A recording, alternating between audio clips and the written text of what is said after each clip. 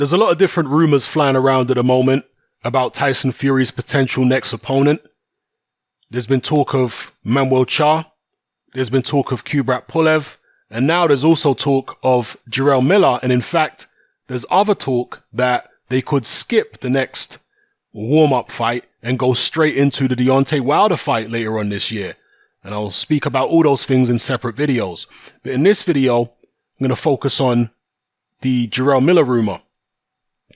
Now, Jarrell Miller is obviously still in the consciousness of a lot of boxing fans because of the PED scandal.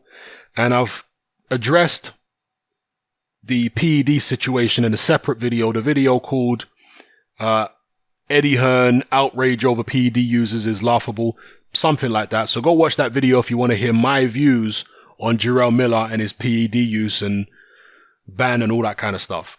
Go watch that video to hear my views on that. But in terms of Jarrell Miller as an opponent for Tyson Fury, well, I can definitely see why Bob Arum would be contemplating making this match, because it's a lot more sellable than Fury versus Schwartz. Jarrell Miller is a good dance partner for Tyson Fury. He's a guy who's going to trash talk him back. He's a guy who's very aggressive. He's a New Yorker. He can help really promote the fight. He's unbeaten. He's a big guy. It's almost like the perfect lead-in to the Deontay Wilder rematch.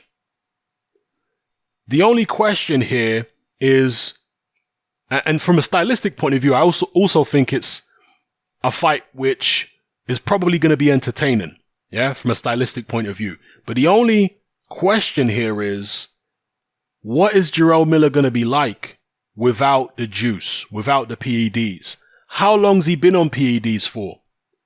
Was it just for the AJ fight? I suspect not. Reason being, he has been avoiding the WBC clean boxing program for a very long time, for a number of years.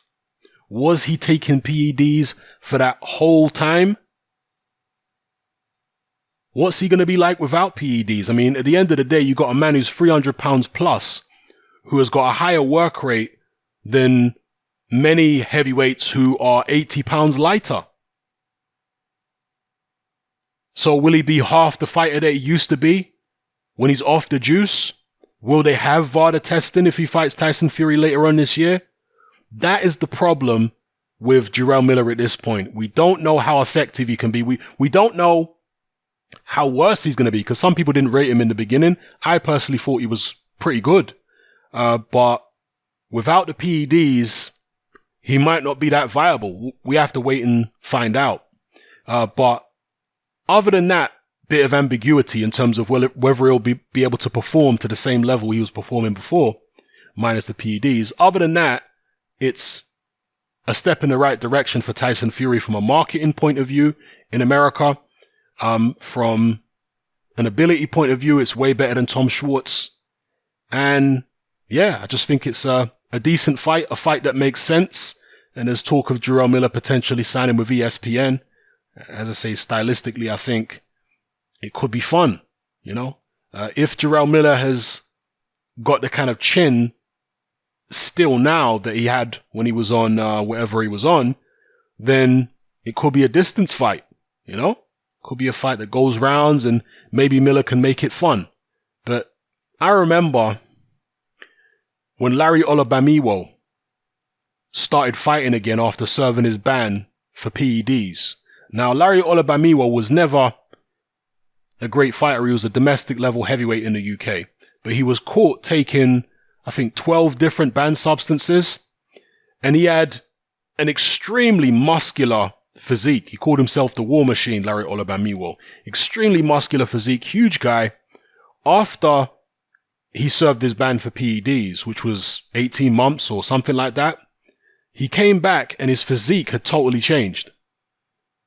You could tell this was a man who used to be on something and then is now clean because he looked totally different physically.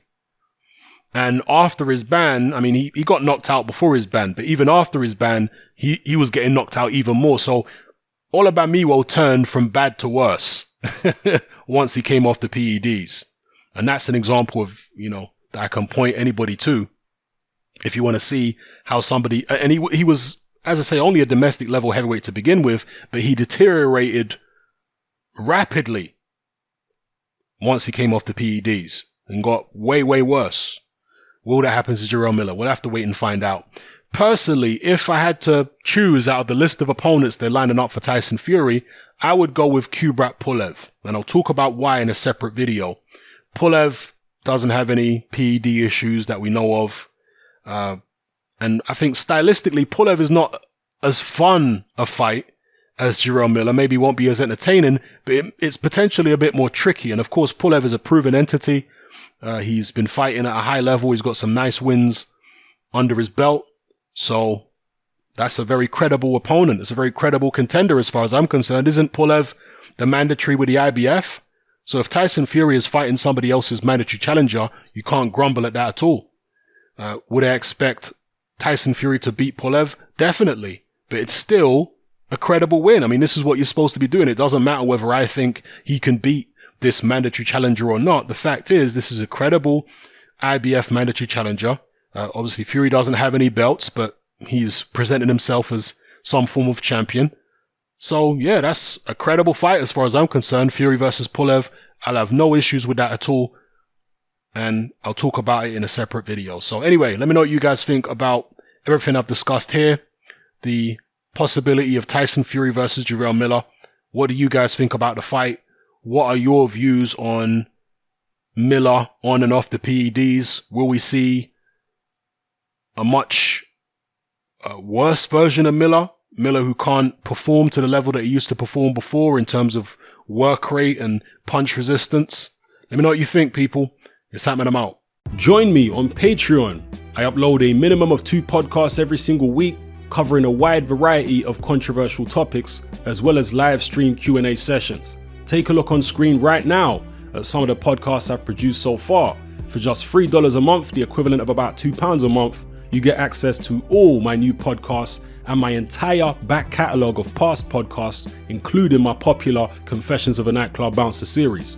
You can listen on your computer or on your smartphone or tablet by downloading the Patreon app from the Google Play Store or the App Store for free. The Patreon app also allows you to download each podcast in MP3.